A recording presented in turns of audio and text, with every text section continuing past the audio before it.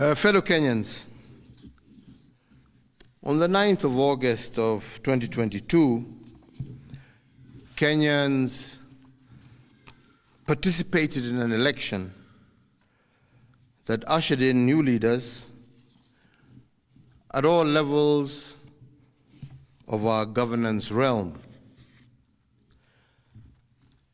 Following a dispute in the presidential election, a petition was filed in our Supreme Court for determination of validity of the results, and the Supreme Court has today pronounced itself on this matter. When I was sworn in as your president, I made a pledge to the country, a pledge to uphold the rule of law and the decisions made by the judiciary on all matters appertaining to our governance. Today, the Supreme Court made a ruling on the presidential dispute, upholding the results announced by the Independent Electoral and Boundaries Commission on the 15th of August, 2022. And in keeping to the pledge that I made to uphold the rule of law when I took the oath of office, I commit to executing the orders of this court to the letter. The process of handing over is in progress through the Assumption of Office Committee, which actually has already begun its work as of August 10th, 2022. And indeed, it is my intention to oversee a smooth transition to the next administration, and all the necessary orders to facilitate this process have already been issued. And because democracy is a work in progress, I urge the country to respect the institutions that midwife our new leaders.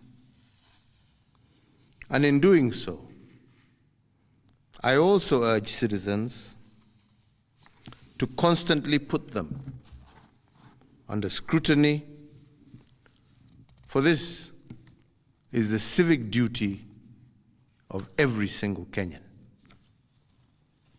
In particular, this civic duty requires every citizen to constantly put the truth presented by our constitutional institutions to test. And they must test them for coherence, but also for correspondence.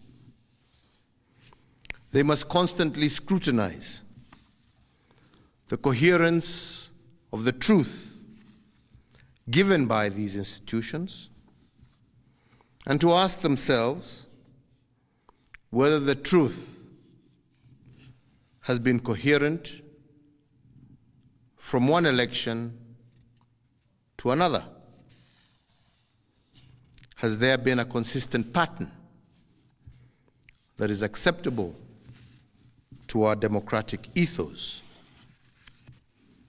We must ask ourselves, is it about numbers,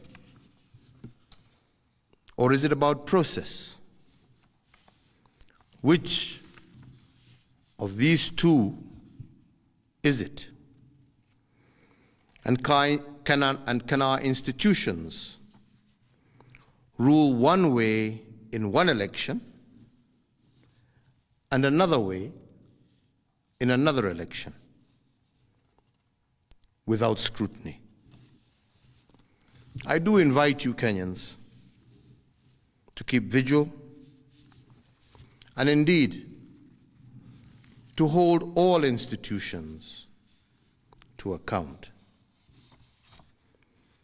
The second thing we must place under scrutiny is whether the truth given by institutions has correspondence. That is, do the truths given by our institutions correspond with what is observable by the citizen? True beliefs and true judgments must correspond to the actual state of affairs. But do our constitutional institutions meet this threshold? While we must appreciate these institutions, we must also hold them to account at every juncture. And their truth has to be consistent and coherent. This is the only way we will build our democracy. I want to take this opportunity to thank every single Kenyan for holding a peaceful election. And for this, I want to thank God,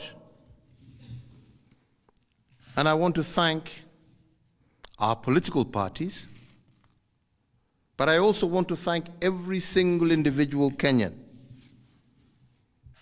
for bringing us thus far. I want to wish well all who have won as they guide our country into the future.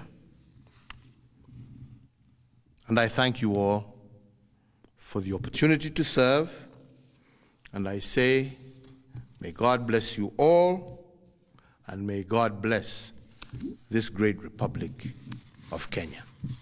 Asante.